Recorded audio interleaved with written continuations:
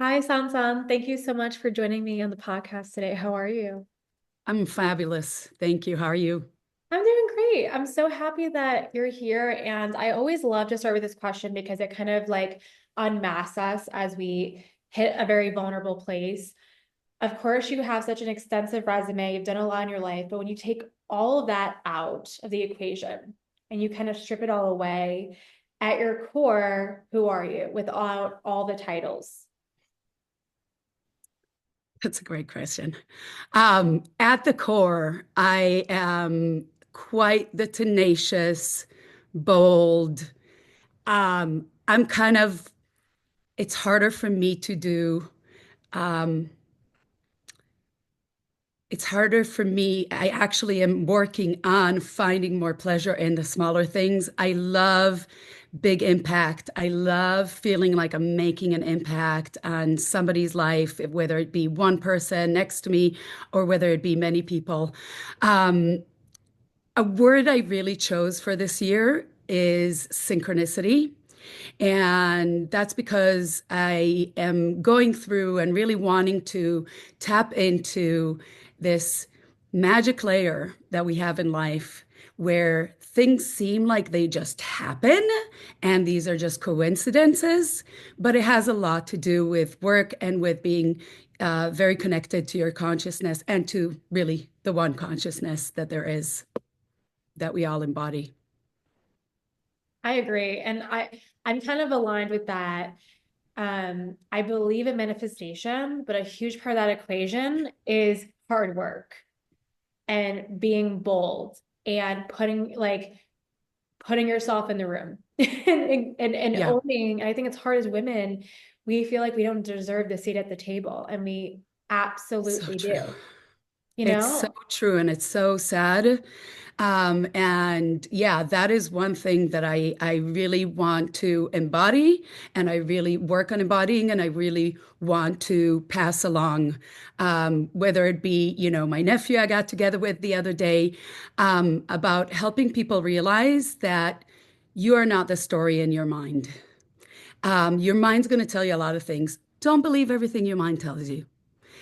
It's going to tell you a lot of stories, and a lot of them are based on past experiences, and a lot of them are based on your limiting beliefs and on, overreactivity to things that happened. Um, Once you stop identifying and you really awaken within this dream we call life, I I can't agree. help but talk about dreams. I can't Just, wait to get into that because it's very fascinating. And of course, emotions are like a nice little wave. You know, I pride myself in going to soul coaching and therapy and moving my body. And sometimes we have bad days and we kind of have to allow those emotions to come and be data points and pieces of information to then go, correct. okay, how do we break this down? What do I need? You know, Yeah, yesterday I was feeling stressed midday. I'm like, you know what? I need to just go hop on my Peloton for like a half hour.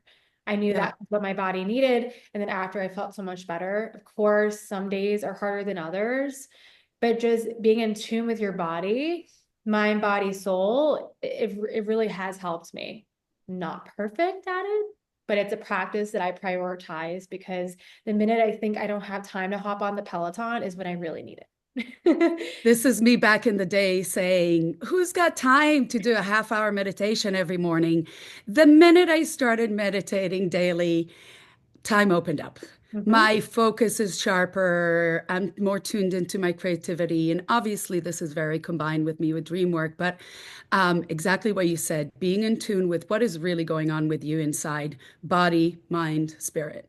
Yes, absolutely. And, there was a time in my life when I struggled with depression, anxiety. I couldn't get out of bed in the morning. I remember there was like, it felt like a chore to lift myself out of bed, get off the bed, walk to the bathroom, brush my teeth.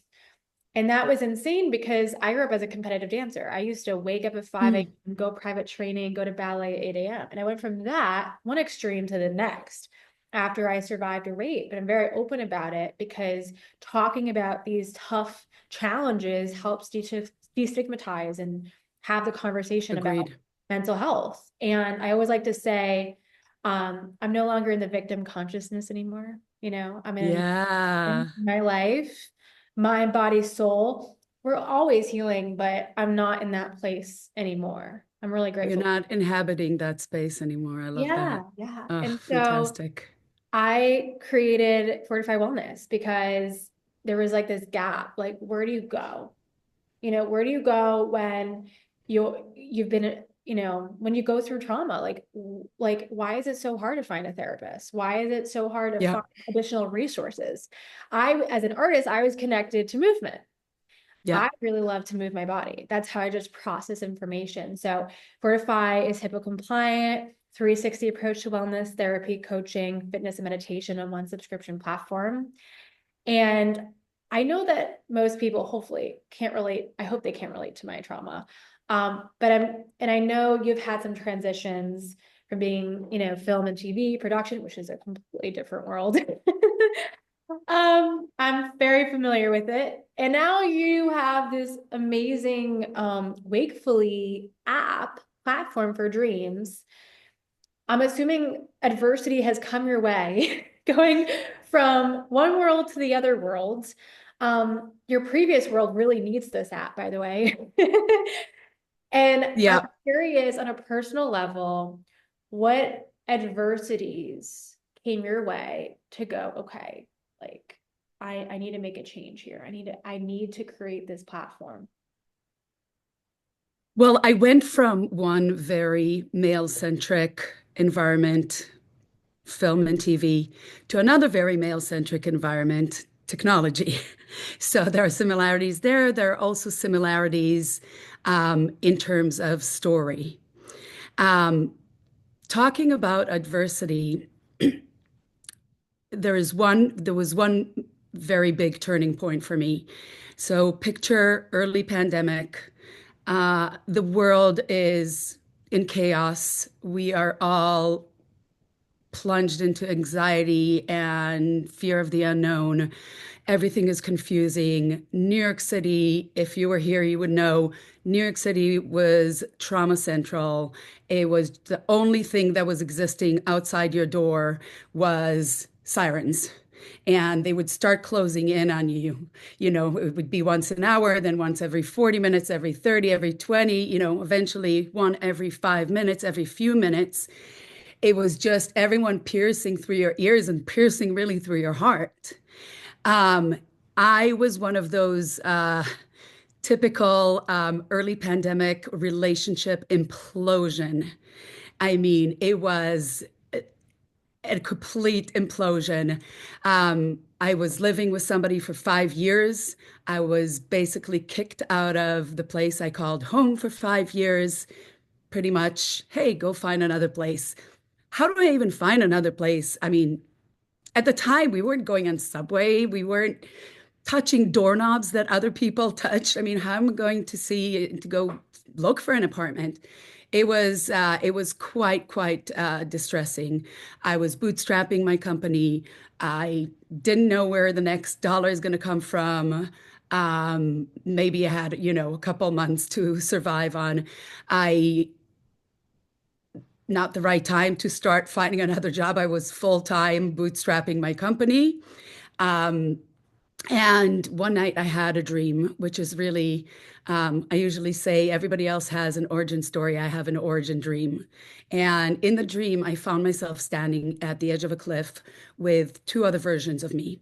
So there was the embodiment of male energy, me, the embodiment of female energy, me, kind of mama, papa, and then little me, which is the fear based, the ashamed, afraid. It's not the limiting beliefs. I'm not going to make it. It's all happening. It's all going to go to doom and gloom.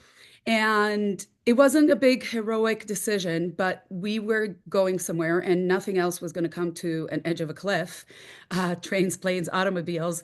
So it was a very practical decision to jump. So now we're over the abyss in midair, all abyss around, and fear-based me, not even knowing which direction are we going. I go, are we falling?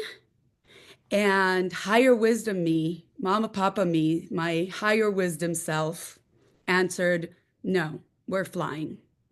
And like a flip of a switch, the abyss opened up to this beautiful blue sky and almost cartoon like, picturesque French countryside.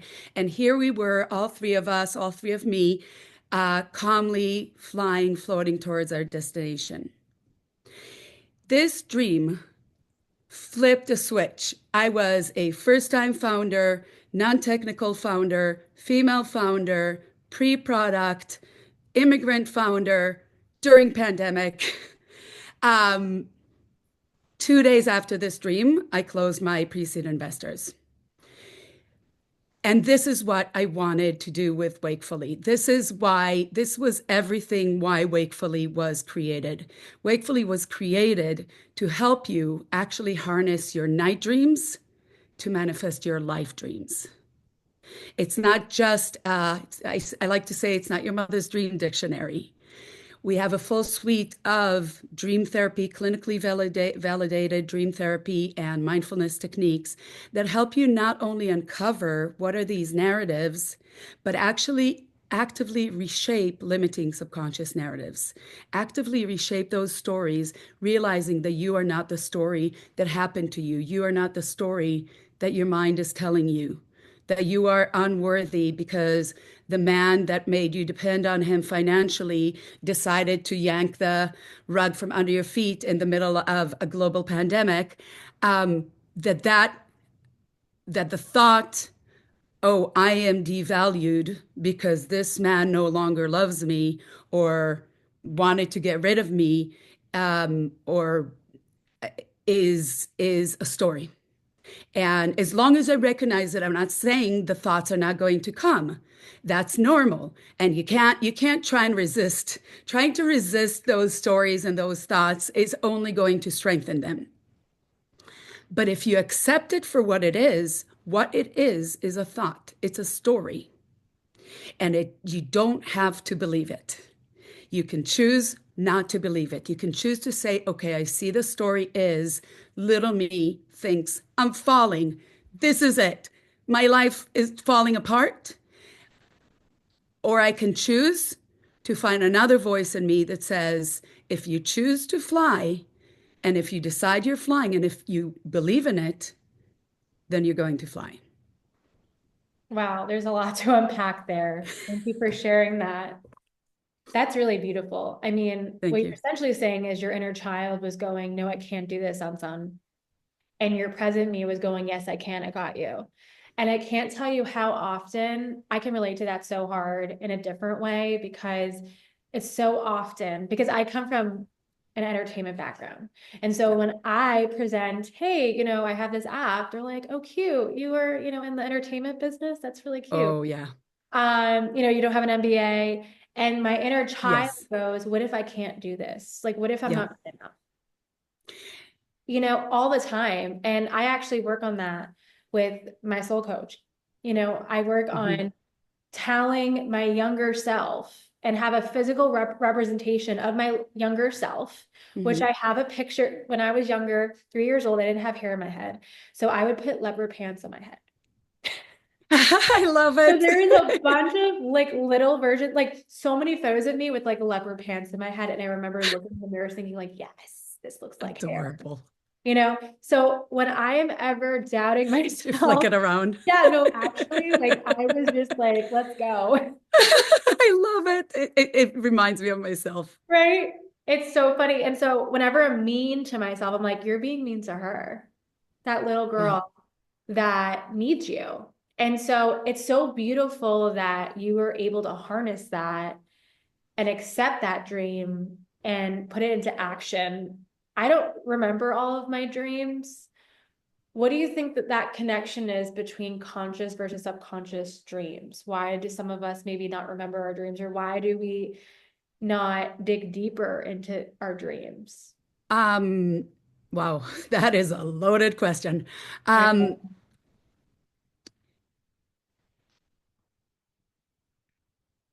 when we are kids, people tell us, we do have a lot of anxious dreams, monsters, snake under my bed, whatever it is. Um, because our brain is still developing and it's really working on high gear when we're sleeping. Um, and we're told, oh, it's just a dream. Don't pay attention to it. It's just a dream. That is something that's so embedded in us that it does play a role in us having a hard time to remember our dreams. Um, Dreams are meant to help you process through the events of the day. They're not necessarily they do their job. The dream does its job of emotionally regulating, of giving you a mental playground where you are. It's mentally feels very real, but it's physically not real. So you can't hurt yourself, you can't hurt others. None of the crazy stuff that happens in the dream can actually harm you. So you can really go crazy. Your mind can go crazy and try different coping strategies, different coping mechanisms. So the dreams are doing their work, whether you remember them or not. That's the first. Um, we do tend to forget, very common. We do tend to forget about 95% of our dreams unless we record them within the first 5 minutes of waking up. Now, talking about consciousness and dreams, and this is something I just read today from one of the mindfulness and spiritual leaders that I follow and that I read all the time, Eckhart Tolle. I'm sure you know the name. And if you liken life to a dream, so in a dream, we don't know that we're dreaming unless it's a lucid dream, which we can talk about. We don't know it's a dream. We believe everything is very real. We are the dream. Um, and if you liken real life, when we are so involved in the drama, in the thoughts that are in the stuff that our mind tells us, how it interprets, this is not the events that are bothering us, it's the way our mind interprets the events, and it's how it identifies then with that interpretation. Oh, he threw me out. That means I'm invaluable. And I only have my self-worth is tied to which man loves me right now. And that's a thought. That's a real thing, that a real belief that I had.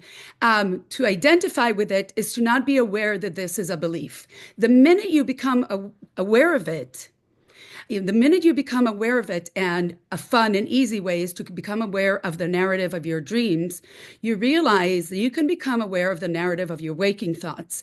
And you realize the minute that you become conscious of your unconscious mechanism and thoughts, they start losing their power over you, because now you realize that there is two here. There is the real, who is the I that is dreaming the dream in which the person in the dream doesn't know and they think that's reality. There is a higher consciousness within us. And that is something that, it's a healthy way of looking at our dreams from a place of, okay, this is the story. Before you can change anything, you have to know what the it is that's already there and not working for you. And so that's what our core feature, our dream decoder, does. It helps you with intuitive prompting and very personalized to you. It helps you uncover what's the story? What's the real story I'm telling myself about the events that happened today? What am I really telling myself about how my boss treated me at work today, or how I'm feeling about the upcoming visit of my mother-in-law, or how am I really interpreting? Before you can change those interpretations, you got to know what they are. So that's what we help you see. Then we have different tools that also help you rescript that. So by changing the narrative of your dreams, you realize, oh, I do have an agency over my thoughts, because what's a dream but a dramatized thought? A thought that then gets expressed in this kind of audio, visual, emotional scenario that you get so consumed in it that you think this is really happening. And once you realize that you have an agency over your thoughts, then you start having more agency over your waking thoughts as well. Mhm. And that's why we also tie it with meditation, which is another great way of getting there. Except for the dreams, you already do it naturally. So why not harness what they're already giving you? Beautiful. And I'm noticing patterns with storytelling. You've been telling stories you're along a big part of your adult life, which is Yes, very interesting. I'd like to circle back to that in a minute. But can yes. you kind of describe a little bit for me, again, explain AI powered dream analysis? Like, how does that work? With So Um, in order for you to capture the dream most easily, hopefully you woke up from a dream and you immediately put it into the app. We have a voice to text, so you can record it and it will transcribe in real time. So you can, technically, you can keep your eyes closed and just press the recording button and just walk through your dreams. And it doesn't have to make sense. And it could be fragments. It could just be open space, dog, elements, feeling scared, anything, even just I woke up feeling anxious. Uh, Anxiety shows up in different ways. What kind of anxious are you feeling today? So the questions that follow, our AI prompts you with it's like a fun word association game. It gives you it finds what are the relevant symbols from your dream, and it goes, well, what do you associate with that? And it gives you some options, or you can always enter your own words in your own words. That way, what it shows you eventually is the story that's behind the dream, the subtext, the what is this dream really talking about, and how is it relating to your waking life? Um, what was behind the dream where you dreamt that you were suddenly trapped back with that horrible boyfriend, which is definitely a dream that I'll tell you later how I used wakefully to get over. Um, Again, that's just being aware of the story that you're telling yourself. You're telling yourself that every time that you're financially stressed, you suddenly dream that you have to be back in that relationship because how else could you survive on your own? God, no, I'm not that worthy. Um, and that's where you start recognizing and you go, okay, well, that's a story I would like to change. I would like to not tie my self-worth with a man. And I would not like to not believe or to believe that I can and will make more than any man who ever wanted to support me could, and that I would have full agency over my life, and that I would still be lovable even if I am not dependent. That's so interesting. I was quite literally talking about this yesterday when it comes to harnessing and seeing your self-worth. I'm kind of like earthy crunchy in the sense that I'm always like healing journey, doing the work. Like, what does that mean to do the work? And it really starts with a really simple example that I gave a few minutes ago, which is like I felt anxious, I felt stressed, I hopped on the Peloton.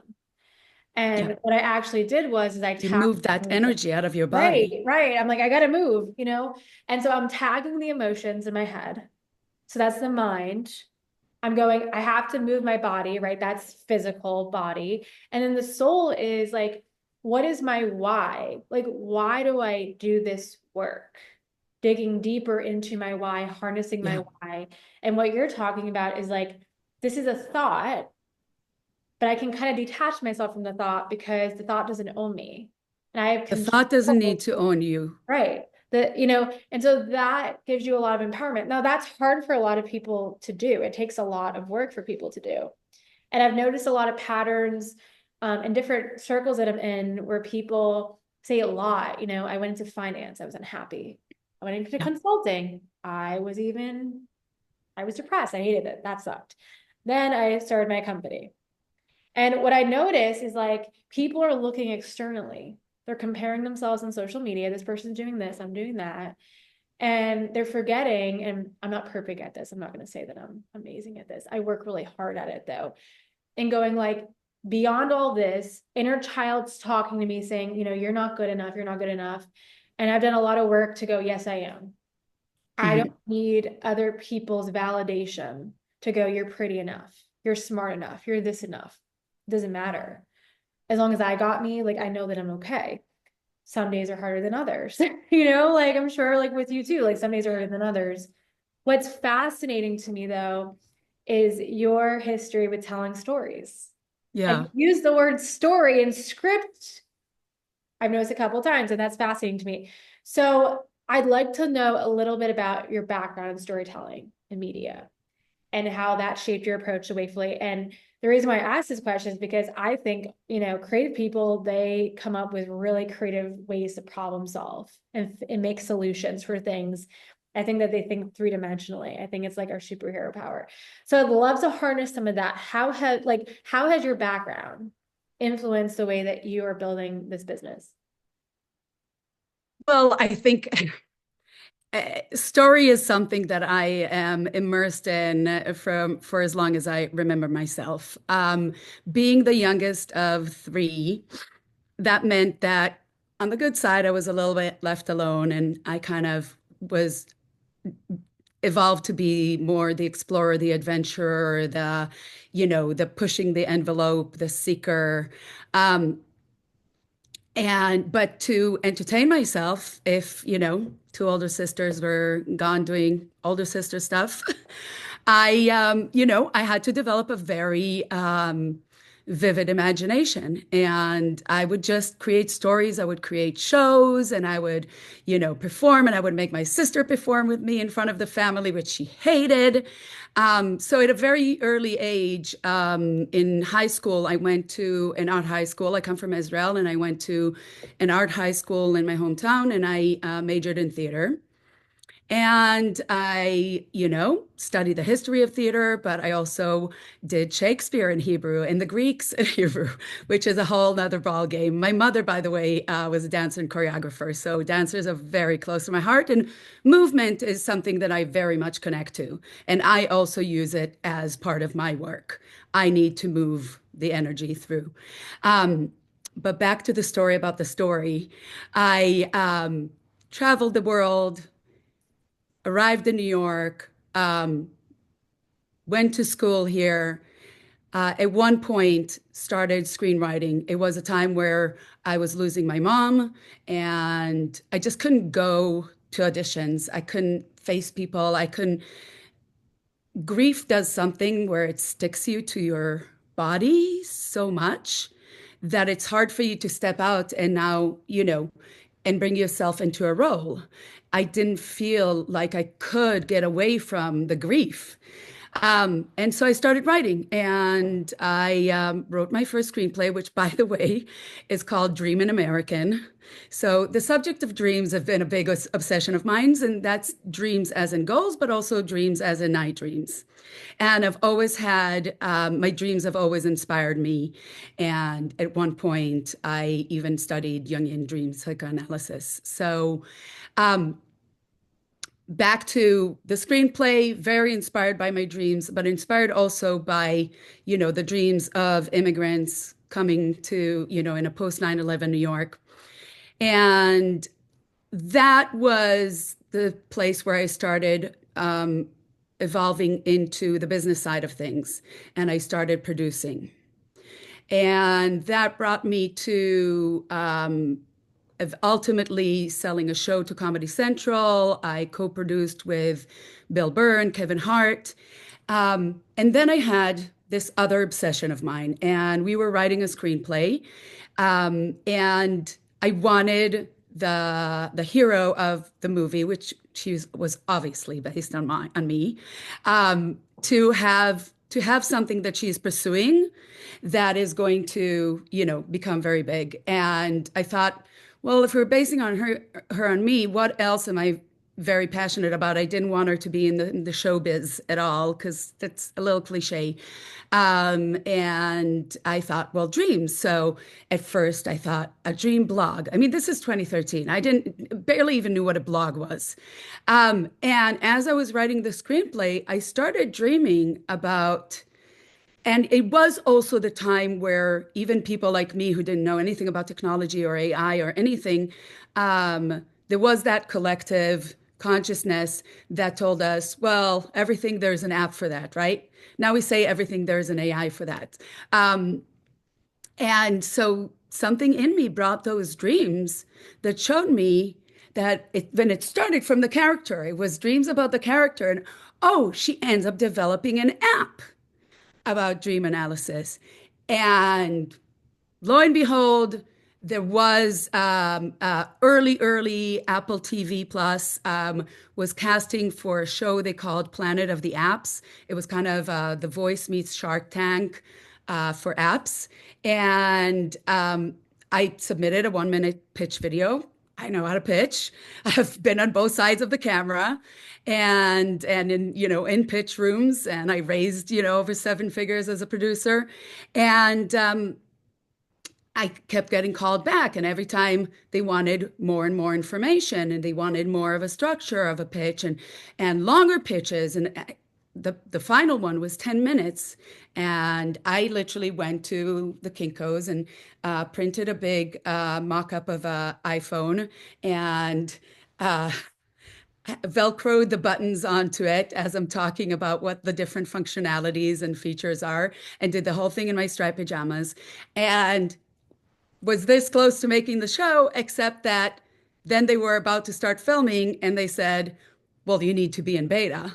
And I wasn't, I had a cardboard iPhone. So didn't make it to the show, but it is what gave me the impetus to, because I am a natural born entrepreneur. I just needed that little bit of validation. And I thought, because Apple were involved in this show, if they're, well, of course, Apple TV, um, if they have interest, if they found this interesting, and I know because I've done the research by then, and I didn't see anything that is anything like that. I've seen a lot of, you know, silly things out there. Um, Yes, that is true. but nothing that really worked about, really went deep into the subconscious and really found a way to connect to your consciousness, to Hmm. bring those unconscious mechanisms to your consciousness so you can actively so you can have ownership, you can have agency over them, and you can choose what to do with them. Do you want Hmm. to change it? Well, yeah. Um, and that's where story, and so dreams to me are very much like film, except that your subconscious mind is the screenwriter, it's the producer. Your mind is the director, you're the hero, and you're the only audience member.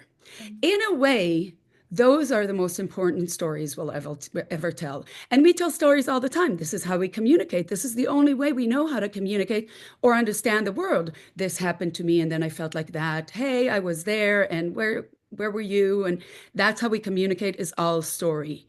So realizing that the dream is a story, it's like a film that was created by your own mind. Um, and like a story, you can take from it whatever great messages it holds, but you can also choose what not to take. As long Hmm. as you see that it is a story, and as much as it touches you emotionally, you don't have to become it. Beautiful. You can do with it what you will. Wow. That's really powerful. And I will say I have spent a lot of time working with a casting director that gave me a lot of like we went hard in acting training. He doesn't call it lessons, he calls it training. And I'll tell you something, it is such a different experience acting than it is dancing. Acting, you have to really be honest with yourself. You have to like Can't hide. go from deep within. With dancing, you can kind of, it's all muscle memory. And man, it felt like therapy. It felt like therapy. Yeah. Um, Well, Storytelling means sometimes they do everything to that. me. And in a lot of ways, it was much stronger than therapy. I use all of them together, but it felt like therapy. But this is beautiful. I love everything that you're saying. How can people find out about Wakefully and get Wakefully started? is live on both app stores. So just look for Wakefully AI Dream Decoder. I'm sure we can link it, Yes. and be happy to extend a 1 month free premium subscription to your listeners and watchers Thank and you. Thank you followers. so much for joining me today. I appreciate you. Thanks for having me.